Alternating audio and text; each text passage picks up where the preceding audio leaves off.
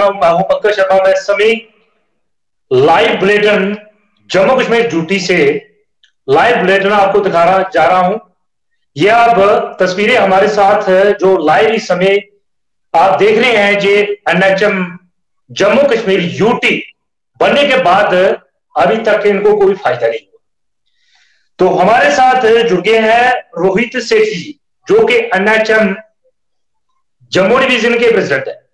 सेठी साहब जी, आपका बहुत बहुत स्वागत करते हैं जेके खबर में।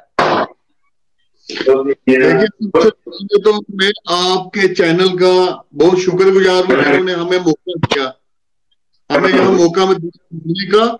हम बहुत बहुत शुक्रगुजार हैं आपके चैनल के। और आप सबको रोहित सेठ का नमस्कार। 2007 में एनआरएचएम शुरू हुआ था जम्मू कश्मीर के अंदर, और एनआरएचएम और ये जो यूनियन है इसको 10 साल हुए चले हुए, और 10 साल से हम अपने डिमांड्स के लिए गवर्नमेंट के आगे फरियाद कर रहे हैं।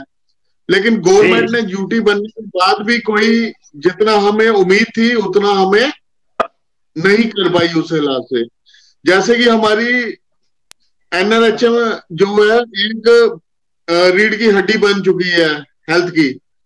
जहां देखिए एनआरएचएम काम कर रहा है, दूर दराज में देखिए किसी के मतलब कोई भी फैसिलिटी है जो मेडिकल की, एनआरएचएम आने से बहुत अच्छी हुई है। तो हमारी जो पहली डिमांड थी रेगुलाइजेशन, जिसके लिए 2018 में बाली बगल साहब ने फाइनेंस डिपार्टमेंट में फाइल की थी रेगुलाइजेशन के लिए। उसमें यही कहा गया था कि आपको फेस मैनर में हम रेगुलर करेंगे। उसमें 1040 के लगभग हमारे एम्प्लॉयज थे जिनको इन्होंने रेगुलर करना था। लेकिन 2018 को बोला था और आज 2023 शुरू हो गया, और उस फाइल कहाँ गुम हो गई है कोई पता नहीं उसका।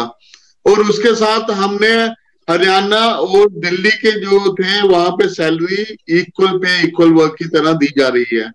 तो उसके समय में हमने उनको हर एक कागजात भी सबमिट करवाए, और हम यही डिमांड करते थे कि यहाँ पे जम्मू कश्मीर के अंदर भी इक्वल पे इक्वल वर्क होना चाहिए, जैसे दिल्ली और हरियाणा के अंदर दिया जा रहा है। जी रोहित सेठ जी, मेरा आपसे सवाल है कि जैसे जम्मू कश्मीर यूटी में है वैसे ही दिल्ली में यूटी है, तो दिल्ली में रेगुलर है, जम्मू कश्मीर में क्यों नहीं किया गया आपको? देखिए, वो स्टेट ने इनिशिएटिव लिया था। वहां पे केजरीवाल जी हैं, उन्होंने इनिशिएटिव लिया था और वहां पे सैलरी काफी ज्यादा हुई। और जम्मू कश्मीर गवर्नमेंट को भी इन्होंने बोला था कि आप अपने लेवल पे रेगुलर कर सकते हैं, सेंटर ने इनको बोला था। लेकिन स्टेट ने अभी तक कोई इनिशिएटिव नहीं लिया। अब तो यूटी बन गई है, अब तो सेंटर यहाँ पे डायरेक्ट कुछ ना कुछ कर सकता है। तो हमारी यही आपके मीडिया के माध्यम। हाँ जी जी, आपने ये आवाज कब से आप उठा रहे हैं? क्या आपकी सरकार बात सुन रही है? नहीं सुन रही है तो क्यों नहीं सुन रहे जी? अगर एनएचएम के तहत आप काम कर रहे हैं इस जम्मू कश्मीर के अंदर, आप जैसे डॉक्टर को भगवान का दूसरा माना गया है, लेकिन तो सरकार को अभी तक पता नहीं चला कि हम किस ओर की अग्रसर हो रहे हैं। इन जो एनएचएम के तहत जो हमने पॉलिसी चलाई है 2000, जैसे मैं 5 की बात करूं तो 5 में ये लॉन्च हुआ था। उसके बाद अभी तक इन्होंने इनिशिएटिव क्यों नहीं लिया? क्या आपने कहां तक ये डिमांड रखी थी? देखिए, जो आप कह रहे हैं 2005 में शुरू हुआ था, वो जम्मू कश्मीर में नहीं हुआ था। जम्मू कश्मीर के अंदर 2007 में एम्प्लॉयज लगना शुरू हुए थे। और दुख मेरे को इस बात का है कि जितने भी हमने प्रोटेस्ट किए हैं, 2017 में भी किया, 2018 में भी किया, हमारे साथ जो एग्रीमेंट होता था 2018 में हमारे साथ रिटर्न एग्रीमेंट होता है, उसमें जो बातें इन्होंने एग्री की थी वो बातों को नहीं माना गया। अभी की वो बात इन्होंने लिखित में दी थी। उसके बाद 2019 को जब पुलवामा अटैक हुआ तब भी इन्होंने हर बात एग्री की थी। गवर्नर साहब ने हमारे से डायरेक्ट बात की थी, मेरे से डायरेक्ट बात की थी, लेकिन उसके बावजूद भी हमारे हाथ लगा है खाली टर्मिनेशन। और उसका लॉस जो हुआ है सबसे ज्यादा वो किश्तवाड़, जम्मू के अंदर किश्तवाड़ है, वहां से 205 एम्प्लॉयज को टर्मिनेट किया जाता है, और पूरे जम्मू डिवीजन में 372 एम्प्लॉयज को टर्मिनेट किया जाता है। जब भी हम किसी के पास जाते हैं कोई सही रिस्पांस हमें नहीं दिया जाता। हम ये कहना चाहते हैं कि हर एक हमारा रिटर्न के ऊपर से तो विश्वास ही हट जाएगा जब रिटर्न में ये गवर्नमेंट एग्रीमेंट करती है हमारे से, आपको अर्न लीव दी जाएगी, आपको फेस मैनर में रेगुलर किया जाएगा। वो तो फ्लोर ऑफ द हाउस पे पाली भगत साहब ने बोला था, लेकिन आज तक फिर कौन रिटर्न में विश्वास करेगा? कौन गवर्नर साहब की कॉल अगर आएगी उस पर भी उसके अल्फाज पे भी कौन भरोसा करेगा? हमारे साथ तो दोनों चीजें हुई हैं।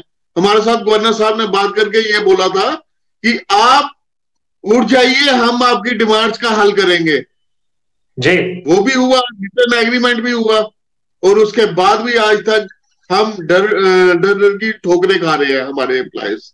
आज देखा जाए हर जगह देखिए डॉक्टर्स वहां पहुंच रहे हैं, एनआरएचएम के यहाँ वहां स्टाफ पहुंच रहा है, हर एक फैसिलिटी दे रहे हैं मेडिकल की। लेकिन ये है कि गवर्नमेंट को हमारे बारे में सोचना चाहिए। हम ये कह रहे हैं कि जो आपने हमारे से वादे किए हैं उसको जल्द से जल्द पूरा किया जाए। जी, तो अगला रुख करते हैं हमारे डॉक्टर रमेश्वर जी, जो कि जनरल सेक्रेटरी है एनएचएम बनी से। डॉक्टर रमेश्वर जी, आपका बहुत बहुत स्वागत करता हूं जेके खबर में। सर, आप बनी से बिलोंग करते हैं और बनी में तो काफी बर्फबारी होती है और काफी दिक्कतों का सामना करना पड़ता है। डॉक्टर रमेश्वर जी, मैं ये पूछना चाहता हूं कि आप इन चीजों को,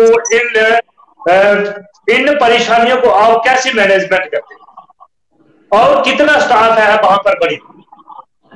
पहले तो पंकज जी मैं आपका शुक्रिया अदा करता हूं, आपके न्यूज चैनल का शुक्रिया अदा करता हूं जिन्होंने हमें एक प्लेटफॉर्म दिया अपनी आवाज को आगे रखने के लिए, और उम्मीद करते हैं कि ये आवाज कहीं ना कहीं आगे तक भी जाएगी और हमारा संज्ञान लिया जाएगा।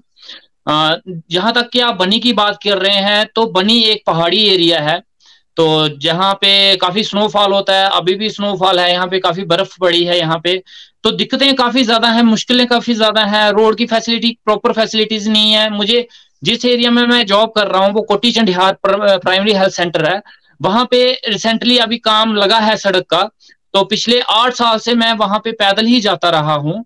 कभी 3-4 घंटे तक मुझे पैदल लगते, जब वहां पहुंचने के लिए लगते रहे हैं।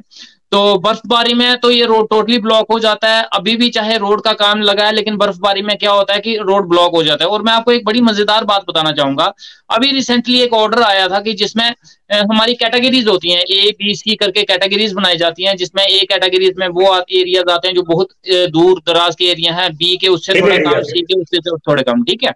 तो उसमें क्या होता है कि कुछ इंसेंटिव रहता है, ए कैटेगरी वालों को 20,000 रहता है, बी वालों को 15 रहता है और सी वालों को 10,000 रहता है।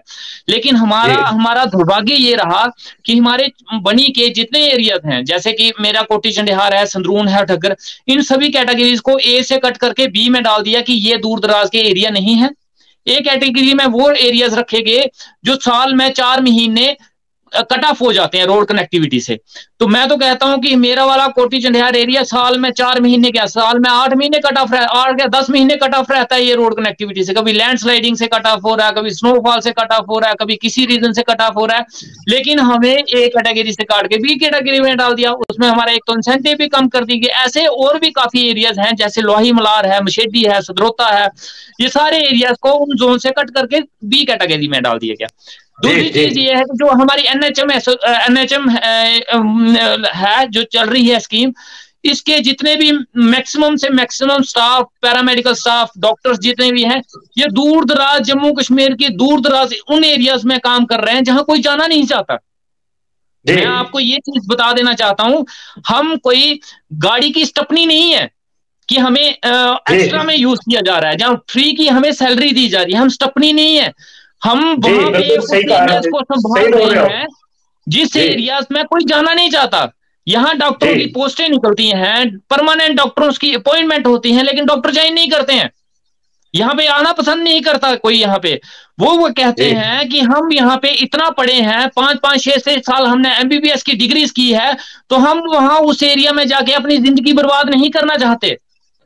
तो अगर वो लोग यहाँ पे अपनी जिंदगी बर्बाद नहीं करना चाहते, इसका मतलब हम लोग अपनी जिंदगी बर्बाद कर रहे हैं। हम लोग यहाँ पे कंटिन्यूसली सर्व कर रहे हैं, ऐसे एरियाज में, ऐसे एरियाज को हम सर्व कर रहे हैं। ऐसे ये यहाँ पे रहने वाले लोग हमारे देश के वासी हैं, ये भी हिंदुस्तानी है, इनको भी वही फैसिलिटीज, वही ट्रीटमेंट, वही सब कुछ चाहिए जो बाकी एरिया सिटीज में मिल रहा है। लेकिन कौन दे रहा है इनको? हम एनएचएम के एम्प्लॉइज दे रहे हैं। मेरे 3 पीएससीज हैं, हम धग्गर है, संदरून है और कोटी चंडिहार है। इन तीनों पीएससी में एक डॉक्टर, जहां 2 डॉक्टर हैं, वो सारे के सारे एनएचएम के हैं और हम कंटिन्यूसली सर्व कर रहे हैं, चाहे बारिश हो, चाहे स्नोफॉल हो, चाहे कोई। और दूसरा ये है कि उनसे ज्यादा काम कर रहे हैं हम।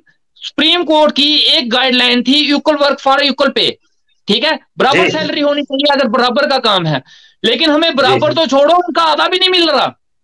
यहाँ तो सुप्रीम कोर्ट की गाइडलाइन भी नहीं मानी जा रही। जब इससे पहले यूटी थी, स्टेट थी, तो तब हम इनके पास जाते थे तो ये कहते थे कि भाई आप लोग जो है वो सेंटर के अंडर आते हो, तो इसलिए हम स्टेट वाले आपका कुछ नहीं कर सकते। लेकिन अब तो यूटी बन गई है, अब तो ये कर सकते हैं, लेकिन अब भी ये लोग नहीं कर रहे हैं। हमारे ऊपर तो सुप्रीम कोर्ट की गाइडलाइन भी लागू नहीं होती, हमें तो इक्वल वर्क इक्वल सैलरी का भी नहीं दिया जाता। इतनी कंडीशंस में, और मानिए आप पिछले 15 साल से हम लोग यहाँ पे सर्व कर रहे हैं। जो काम दिया गया, जो प्रोजेक्ट दिया गया, जो मिशन दिए गए हम एनएचएम एम्प्लॉइज को, बिल्कुल 100% हमने वो किए हैं। कभी भी उसमें कोई कंप्लेन नहीं आने दी। 100% वो सारी गवर्नमेंट की स्कीमें जो एक कमरे में बैठ के बनाई जाती हैं, उन लोगों तक पहुंचाने के लिए वो स्कीमें हम लागू करके आम लोगों तक पहुंचाते हैं। लेकिन साहब, हमारा भी परिवार है, हमारी भी फैमिली है, हमारे भी घर वाले हैं। जहां तो हमें बीपीएल की कैटेगरी में डाल दिया जाए, तो हमें बीपीएल की कैटेगरी में भी नहीं डाला। जहां तो हमें बीपीएल की कैटेगरी में डाल के वो सारी फैसिलिटीज हमें दिए जाए, तब भी हम बोले भाई हमें बीपीएल, हमें सैलरी तो उसी हिसाब से मिल रही है बीपीएल वाली, तो हमें उस सैलरी में डाल के और बीपीएल के फैसिलिटीज भी हम ले रहे हैं। हमारा हाल है धोबी का कुत्ता, ना घर का ना घाट का, हमारा तो वो हाल हो चुका है। और एक उम्मीद साहब, मैं आपको बताता हूं, हमने गवर्नमेंट थी, जब यहाँ पे जम्मू कश्मीर में गवर्नमेंट थी, तो हमने गवर्नमेंट से उम्मीद थी कि होगा कुछ, करेंगे कुछ, लेकिन कहीं ना कहीं वो भी चली गई, गवर्नमेंट भी निकल गई। यूटी बनी, हमने स्वागत किया, बढ़ चढ़ के स्वागत किया, और एक उम्मीद थी, खुले दिल से हमने उनका वेलकम किया, और एक उम्मीद थी कि अब यूटी बनी है तो अब शायद हमारा कुछ होगा। लेकिन उस शायद को देखते देखते आज 5 साल गुजर गए साहब, हमारी आंखों की रोशनी भी जा रही है। लेकिन हाँ, उस उम्मीद पे ना जो यूटी उतर पाई, ना हमारी स्टेट उतर पाई, लेकिन फिर भी हमारी उम्मीद है गवर्नर साहब से, हमारे मोदी साहब से, हमारे डॉक्टर जितेंद्र सिंह जी से, जो कि यहाँ के लोकल हैं, कि हमारी उम्मीदें पूरी की जाए। रमेश्वर जी, आपका कहना है कि सिर्फ आपसे काम लिए जाते हैं, लेकिन रेगुलर जो पॉलिसी है वो नहीं की जाती। जी बिल्कुल, हमसे। और हमारा ये साहब, हमारा ये है कि हमने काम के लिए कभी डिनाई नहीं किया, हमें एक्स्ट्रा काम भी दिया जाता है, हम करते हैं। हम मेडिकल ऑफिसर डॉक्टर्स होके गांव में जाके सर्वे करते हैं, पॉपुलेशन का सर्वे करेंगे भाई, हम की कितनी पॉपुलेशन है यहाँ पे, हम वहां के बच्चों का सर्वे करेंगे। हमारा काम इवन की ये है कि हम वहां पे जाके गांव में प्रोग्राम्स तक और जागृति अवेयरनेस प्रोग्राम तक करते हैं। हमने दिन रात, और हमें काम से कोई परहेज नहीं है कि हम भाई काम नहीं करेंगे, हमें जितना दिया जाएगा उससे डबल हम प्रोग्रेस देंगे। लेकिन हमें भी तो कुछ चाहिए, पिछले 15 साल हो गए और कितना इंतजार, हमें ये बता देना कि भाई आपको 5 साल और इंतजार करना है, उसके बाद हम आपका कुछ ना कुछ कर देंगे, तो हम उस उम्मीद से बैठे रहेंगे। हमें कोई इंश्योरेंस, और इंश्योरेंस पे भी बहुत मिले हमें रिटर्न, उसका भी कुछ नहीं हुआ। हम विश्वास करें तो करें किस पे, और जाए तो जाए कहां पे। आप अभी धीरे रखिए, धीरे। हमारे साथ अगले मेहमान है डॉक्टर नजीर हुसैन जी, जो कि जनरल सेक्रेटरी है जम्मू से। डॉक्टर साहब, आपका बहुत बहुत स्वागत करता हूं जेके खबर रहूं मैं। सर, ये पूरी जो आप इतने दिनों से परेशान हैं, इतने सालों से ये स्कीम चली है, क्या आप किस तरह से इसको मैनेज करते हैं, और किस तरह से आपने आज तक ये काम को, जम्मू कश्मीर के आप जनरल सेक्रेटरी हैं, आपको किन दिक्कतों से गुजरना पड़ा, और आपने अभी तक अपनी, जब से आप ये पॉलिसी बनी है, जब से आप इस पॉलिसी में आए हैं, आपको क्या लगता है कि ये हम सिर्फ काम के लिए हैं, जो कुछ हमारा किया भी जाए? देखिए, अपनी बात शुरू करने से पहले मैं पंकज जी आपका और आपके चैनल का बहुत बहुत शुक्रिया अदा करना चाहूंगा कि आपने आज हम एनएचएम एम्प्लॉइज के लिए एक प्लेटफॉर्म रखा, अपनी बात आगे तक रखने का मौका मिला। जैसा कि मैं जम्मू एंड कश्मीर की बात करूं, लगभग 10,000 के करीब जो है एनएचएम एम्प्लॉइज यहां पर काम कर रहे हैं और कई सालों से काम कर रहे हैं। और एनएचएम एम्प्लॉइज का काम जो है वो सबके सामने है, उसमें बताने की जरूरत नहीं है। हाल ही में आपने जो है पेंडेमिक, जो कोविड पेंडेमिक में एनएचएम वालों का काम देखा होगा, जहां पर कोई सैंपलिंग, टेस्टिंग, कोई भी काम होगा, जो भी काम हम लोगों को दिया जाता है हम लोग वो करते हैं। एनएचएम एम्प्लॉइज जो है कभी काम के लिए मना नहीं करते हैं, कभी मुंह नहीं मोड़ते हैं काम करने के। जो हेल्थ सेक्टर है इसमें कई बार जो है अवार्ड्स मिल चुके हैं, वो सिर्फ और सिर्फ एनएचएम एम्प्लॉइज की देन है। जब हम अपनी स्टेट को हर एक सेक्टर, जब ये स्कीम शुरू की गई थी, हर एक स्कीम जो गवर्नमेंट बनाती है उसके पीछे कोई ना कोई कारण होता है। जो स्कीम बनती है उसके लिए कोई एम होता है स्कीम बनाने का। लेकिन उस टाइम जो स्कीमें लॉन्च हुई थी गालबन 2005 में, उस टाइम इन हेल्थ सेक्टर में और जो इनके पास गवर्नमेंट के पास बहुत बड़ी चैलेंज थी। मैटरनिटी जो इनफैक्ट मैटरनिटी जो रेट ऑफ डेथ थी वो बहुत काफी ज्यादा था। आज की डेट में आज आंकड़े को देखेंगे वो बहुत हद तक कम आ चुका है। वो सिर्फ और सिर्फ एनएचएम की देन है, क्योंकि जब ये शुरू हुई थी scheme, national health mission, rural health mission नाम रखा गया था, क्योंकि रूरल एरिया में जगह जगह जहां पर कोई ड्यूटी करने के लिए तैयार नहीं था वहां तक हम लोग गए। हमारे फार फ्लंग एरिया में हम लोग करते हैं, लेकिन आप जैसे लोगों को जब हम वहां पर रखा था काम करने के लिए, आप जैसे लोगों को रखा था, क्योंकि आप जहां आपको लगाते थे वहां आप चले जाते थे, क्योंकि आपको नौकरी करने का बहुत शौक था। लेकिन सरकार को ये भी सोचना चाहिए कि इनको रेगुलराइज किया जाए। क्या जो आप सैलरी दे रहे हैं उनकी सैलरी से आपका जो परिवार है वो कैसे गुजर बसर कर रहा है? मुझे ये इस सरकार की समझ नहीं आ रही है। जम्मू कश्मीर की जो एलजी प्रशासन है वो क्यों इन बातों को गंभीरता से नहीं ले रहे हैं या क्या नहीं है। हमारे अगले मेहमान से रुख करेंगे हम रमन जी, जो कि सीनियर एडवाइजर फ्रॉम सोली से। डॉक्टर साहब आपका बहुत बहुत स्वागत करता हूं जेके खबर रूम में। नमस्कार पंकज जी और बाकी सब जो इस डिबेट में पार्टिसिपेट कर रहे हैं। देखिए बहुत बहुत शुक्रिया आपका, धन्यवाद कि आज आपने ये टाइम निकाला और हमारे लिए हमारे साथ ये बातचीत करने की कोशिश कर रहे हैं। जो आप, मैं चाहता हूं कि ये जो हमारी प्रॉब्लम्स है। डॉक्टर साहब जी, हमने पूरी बात आपकी सुन ली है। मेरा एक सवाल है आपसे जी रमन जी, मैं आपको ये पूछना चाहता हूं कि जो एनएचएम और जो सुनने में आ रहा है कि जो एमबीबीएस जिन्होंने बड़ी बड़ी डिग्रियां किया है उसमें डिस्क्रिमिनेशन क्यों रहता है? ये भेदभाव क्यों रहता है, क्यों किया जाता है? देखिए बात ऐसे है कि सुप्रीम कोर्ट की जो एक हमने ये जो डिस्क्रिमिनेशन है दोनों में, इसके लिए हमने कोर्ट केस भी एक फाइट किया है और सुप्रीम कोर्ट तक हम गए और हम जीते। लेकिन पता नहीं किन कारणों से दोबारा ये डिस्क्रिपेंसीज जो है वो ये दोबारा देखने में मिल रही है। उसके लिए भी हम अभी फाइट कर रहे हैं। कोर्ट का रास्ता ही हमने चलाया हुआ है। श्रीनगर हाई कोर्ट में अभी भी हमारा केस चल रहा है, तो वो सब जुडिस केस है, उसके बारे में मैं ज्यादा नहीं करना चाहता। लेकिन इसके बारे में जो डिटेल्स हैं वो कागजात अगर आप देखेंगे तो high court of Jammu Kashmir ने 1996 में ये रूलिंग दे दी थी कि जो एमबीबीएस और बीएएमएस जो डॉक्टर्स हैं वो इक्वली इंसानों को ही ट्रीट करते हैं, उनको उनका पे ग्रेड और पे स्केल जो है वो सेम है, और तब से वो चल रहा था। लेकिन एनएचएम में जब हम आए तब भी हमें बराबर ही सैलरी मिलना स्टार्ट हुई थी। लेकिन उसके बाद 2012 में 31 मार्च सरकार को ये पूछना चाहता हूं कि अगर आपने एनएचएम तहत जो पॉलिसी बनी थी उनको रेगुलराइज क्यों नहीं किया जा रहा है? कम से कम जो डॉक्टर है इनको भगवान का दूसरा रूप माना गया है। मैं उन नेताओं से, उस सरकार से ये पूछना चाहता हूं कि आप ही इनकी जगह पे आइए और जो इनको सैलरी आप देते हैं ना, सरकार देती है, उस सैलरी से आप घर चलाएं तो आपको पता चलता है कि क्या है और क्या नहीं है। कैसे जिंदगी अपनी गुजर बसर कर रहे हैं। और आपने एक तो दूर दूर हिल एरिया में, पहाड़ों में लगाया है, जहां पर तो कोई पक्षी भी नहीं जा सकता है, वहां पर ये नौकरियां कर रहे हैं, वो भी एक डेली वेजर की तरह। जो जेके खबर नौ के माध्यम से मैंने ये डिबेट की है, शर्म आनी चाहिए ऐसी सरकार को कि अगर जो भी पॉलिसी आती है तो उसको रेगुलाइज किया जाए।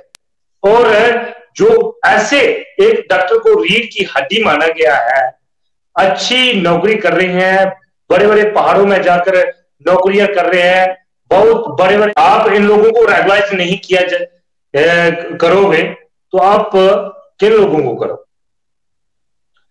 आपका बहुत बहुत शुक्रिया करता हूं मैं कि आपने कीमती वक्त दिया। और मैं जे सरकार से ये अपील करना चाहता हूं कि आप जल्दी से जल्दी इन बातों के ऊपर संज्ञान दिया जाए। तो कुछ कहना चाहते हैं डॉक्टर साहब जी, क्या बात है? तो ये बहुत clearly high court of Jammu Kashmir ने बता दिया है कि सैलरी में कोई डिस्पैरिटी नहीं हो सकती। ये बदकिस्मती है हमारी कि हमारे साथ ऐसा कुछ हो जाता है, किस्मत खराब होती है कई बार। तो चलिए इसको तो ये अलग कोर्ट में केस चल रहा है, इसके बारे में मैं ज्यादा बात नहीं करूंगा। लेकिन आपके माध्यम से, आपके चैनल के माध्यम से, सोशल मीडिया के माध्यम से जितने भी स्टेक होल्डर्स हैं, चाहे वो पॉलिटिशियंस हैं, चाहे वो ब्यूरोक्रेट्स हैं, चाहे वो सिविल सोसाइटी है, इवन आम जनता जो हमें रोज, जिनसे हमारा रोज वास्ता पड़ता है, उन सबसे मैं अपील करना चाहता हूं कि 15 साल हो गए, हाथ जोड़ के विनती है कि भाई हमारे बारे में कुछ ना कुछ पॉजिटिव सोचो। हमने बहुत ज्यादा घाटा खा लिया है, अब और ज्यादा हिम्मत नहीं है। ठीक है, या तो आप हम निरस्त कर दीजिए कि आपका 1 साल बाद आपका कॉन्ट्रैक्ट खत्म होता है, आप यहां से चले जाइए। ठीक है, अगर वो नहीं हो सकता है तो हम ये डेली वेजर्स की तरह, यहाँ पे क्वालिफाइड लोग हैं, सारे टेक्निकली क्वालिफाइड हैं, मेडिकोस हैं, जो लोग अपनी, जो जिनके बाल सफेद कर लिए उन्होंने इस नौकरी में, इस देखिए बदकिस्मती है हमारी कि सुप्रीम कोर्ट ऑफ इंडिया ने एक जजमेंट पास की, पंजाब एनएचएम ने केस किया था, उसमें जजमेंट आई कि भाई इक्वल पे इक्वल वर्क होना चाहिए। तो सरकार ने क्या किया कि वो सेंट्रल एडमिनिस्ट्रेटिव ट्रिब्यूनल से एक ऑर्डर पास करवा दिया कि ये ना तो हमारे स्टेट के एम्प्लॉइज हैं, ना हम सेंटर के एम्प्लॉइज हैं, तो हम हैं क्या? हमें तो किसी से उधार लेना हो तो हमें तो लोग वो भी नहीं देते। बैंक से हम लेने जाते हैं अगर कहीं पे एडवांस, हर आजकल 10 लाख रुपए का अनएम्प्लॉयड लेडी को कोलैटरल फ्री लोन मिल रहा है, लेकिन एनएचएम के एम्प्लॉय को अगर किसी को 5 लाख रुपए चाहिए होगा, कहते नहीं, हमारी एक तो तनख्वाह कम है, हम तो घर भी नहीं बना सकते यार, हमारा तो खाना बड़ी मुश्किल से पूरा हो रहा है, और 2-2 जगह रहना पड़ता है, हमारी घरों से दूर ड्यूटियां हैं, तो हमारी 2 किचन चलती हैं भाई साहब। ये हर एक को देखना चाहिए, पॉलिटिशियंस को भी देखना चाहिए, ब्यूरोक्रेट्स को भी देखना चाहिए। और मैं एक चीज आपको और बता देता हूं, एनएचएम का एम्प्लॉय जो है ना, आज की डेट में जो अपने घर से दूर लगा हुआ है, वो 24-24 घंटे भी ड्यूटी करता है, करनी पड़ती है उसको, बड़ी मुश्किल से 4 दिन की छुट्टी मिलती है हमें। कहते नहीं अपने स्टेशन पे स्टेशन करना है, आपने तो घर कब जाना है यार, हमारी ट्रांसफर पॉलिसी भी नहीं है। तो ये सबको सोचना चाहिए, इसलिए नहीं कि हम डिमांड कर रहे हैं। अरे भाई, एक होता है ना, एक बंदा जा रहा है, उसके आप कपड़े देख के, उसकी चाल डाल देख के आप पहचान जाते होगे यार इसके साथ कुछ प्रॉब्लम होगी। हम तो यार सबके सामने हैं, जनता के सामने है, ऑफिसर्स के सामने है, गवर्नमेंट पॉलिटिशियंस के सामने है, और हम गुहार भी लगा रहे हैं, लेकिन हमें कोई फायदा नहीं होता। चलिए, इतना ही मैं कहना चाहूंगा, सबसे रिक्वेस्ट करना चाहूंगा, इवन कि सिविल सोसाइटी को भी देखना चाहिए। हमारे सिविल सोसाइटी में जो लोग हैं, जरूरी नहीं है कि वो पॉलिटिशियंस हैं, लेकिन कम से कम उनके साथ बात कर सकते हैं, पॉलिटिशियंस और ब्यूरोक्रेट्स के साथ, कि भाई 15 साल हो गए, 15 साल एक क्वालिफाइड बंदे के लिए, एक प्रोफेशनल बंदे के लिए अपनी जिंदगी के दे देना एक बहुत बड़ी बात है। और ऐसा नहीं है कि हम सिर्फ यार पैसे ही कमाने होते तो हम लोग जो है वो कुछ और कर लेते, लेकिन चक्कर ये है कि हमने यहाँ पे बैठ के, डॉक्टर रमन जी मुझे, जी डॉक्टर रमन जी, मुझे ये सब जानकर मुझे ये पता चला कि आप गुस्से में है। कोई बात नहीं, आप गुस्सा भी जायज सा गुस्सा है कि कोई बात नहीं, सरकार आपके बारे में सोच नहीं, गुस्से नहीं है भाई साहब, हम परेशान है, परेशान है। मैं आपको परेशान दिख रहा हूँ? आपकी बात सुनेगी सुनेगी बिल्कुल। आपका गुस्सा जायज है देखिए कि सरकार सोचेगी आपके बारे में, जायज है आपका गुस्सा, जायज है कि इतने सैलरी से आपका घर नहीं चलता है, 24 घंटे में नौकरी करनी पड़ती है, घरों से 40-50 किलोमीटर आपने नौकरी करनी है, फिर भी आप घर में नहीं हो ना, आप नौकरी लोगों की, जनता की सेवा कर रहे हो, जनता के बीच में आए हो, जनता की सेवा कर रहे हो, फिर आपकी मदद जरूर सरकार करेगी और सरकार जो है वो आपके बारे में जरूर सोचेगी। ये मैं अपने चैनल के माध्यम से कहना चाहता हूँ कि सरकार जरूर आपकी सुनेगी। आपका गुस्सा जायज है,